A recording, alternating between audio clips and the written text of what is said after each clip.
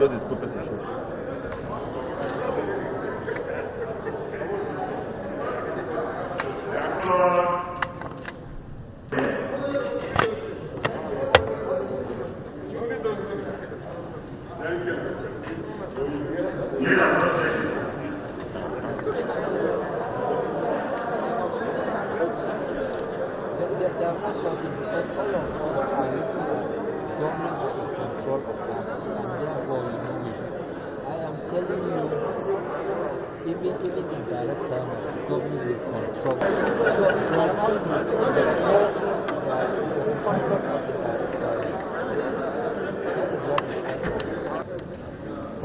Agwani.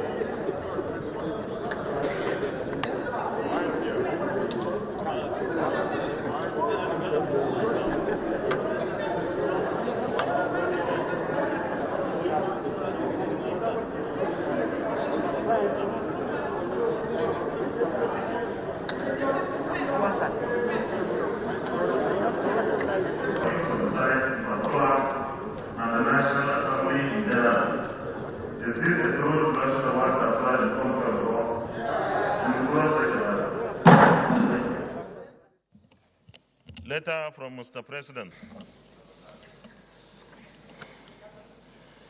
Dear distinguished Senate President,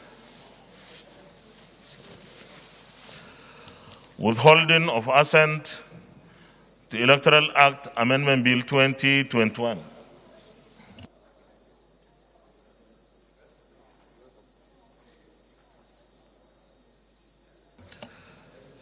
Withholding of assent to Electoral Act Amendment Bill 2021. Further to the letter dated 18th November 2021, forwarded for presidential assent, the Electoral Act Amendment Bill 2021 as passed by the National Assembly. I have received informed advice from relevant ministries, departments, and agencies of the government, and have also carefully reviewed the bill in light of the current realities prevalent in the Federal Republic of Nigeria in the circumstances. Arising from the review, Mr. Senate President may wish to note that the conduct of elections for the nomination of party candidates solely via direct primaries, as envisaged by the Electoral Amendment Bill 2021, has serious adverse legal, financial, economic, and security consequences which cannot be accommodated at the moment, considering our nation's peculiarities. It also has implications on the rights of citizens to participate in the government as constitutionally ensured. The Electoral Act Amendment Bill 2021 seeks to amend certain provisions of the extant Electoral Act 2010. Part of the objective of the bill is the amendment of the present Section 87 of the Electoral Act 2010 to delete the provision for the conduct of indirect primaries in the nomination of party candidates, so that party candidates can henceforth only emerge through direct primaries. Arising from the review, Mr. Senate President may wish to particularly note the pertinent issues implicated as follows to wit. A, the conduct of direct primaries across the 8,809 wards across the length and breadth of the country will lead to a significant spike in the cost of conducting primary elections by parties as well as increase in the cost of monitoring such elections by INEC, who has to deploy monitors across these wards each time a party is to conduct direct primaries for the presidential, gubernatorial, and legislative posts. The addition of these costs, with already huge cost of conducting general elections, will inevitably lead to huge financial burden on both the political parties, INEC, and the economy in general at a time of dwindling revenues. The indirect consequences of the issues of high cost and monetization are that it will raise financial crimes and constitute further strain on the economy. It will also stifle smaller parties without the enormous resources required to mobilize all party members for the primaries. This is not healthy for the sustenance of multi-party democracy in Nigeria.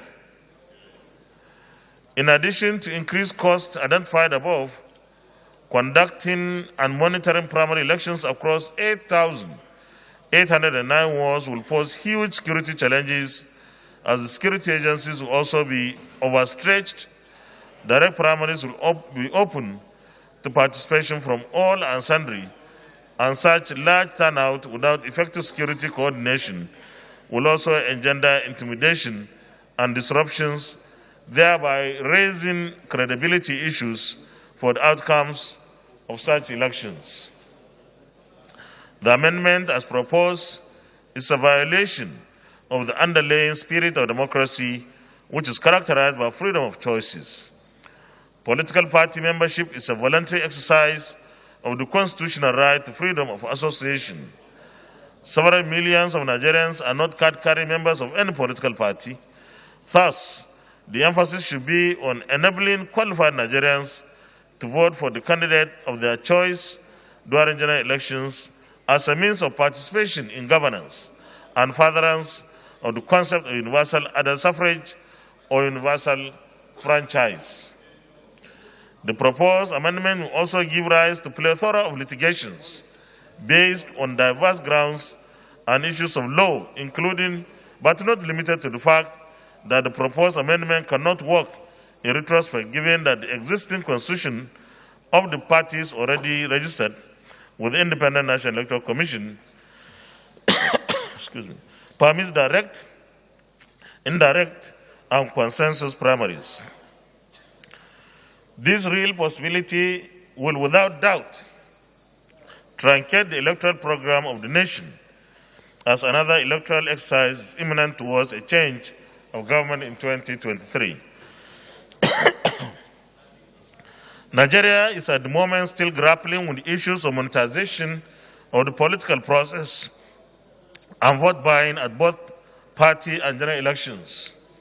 The direct implication of institutionalizing only direct primaries is the aggravation of over-monetization of the process, as there will be much more people a contestant needs to reach out to, thereby further fueling corruption and abuse of office by incumbent contestants who may resort to public resources to satisfy the increased demands and logistics of winning party primaries. Direct primaries are also subject or susceptible to manipulation or malpractices, as most parties cannot boast of reliable and verified membership register or valid means of identification, which therefore means non-members can be recruited to vote by wealthy contestants to influence the outcome. Rival parties can also conspire and mobilize people to vote against a good or popular candidate in a party during its primaries, just to pave way for their own candidates. Whereas, where voting is done by accredited delegates during indirect primaries, the above irregularities are not possible. The major conclusions arrived at upon the review are highlighted here under to wit. A. Aside the serious adverse legal, financial, economic, and security consequences, the limitation or restriction of nomination procedures available to political parties and their members constitutes an affront to the right to freedom of association. It is thus undemocratic to restrict the procedure or means of nomination of candidates by political parties, as it also amounts to undue interference in the affairs of political parties. Indirect primaries or collegiate elections are part of the internationally accepted electoral practices. More so, direct primaries are not free from manipulations and do not particularly guarantee the emergence of the will of the people, especially in circumstances like ours, where it is near impossible to sustain a workable implementation framework or structure thereof. In the premise above, I hereby signify to the National Assembly that I am constrained to withhold assent to the Electoral Act Amendment Bill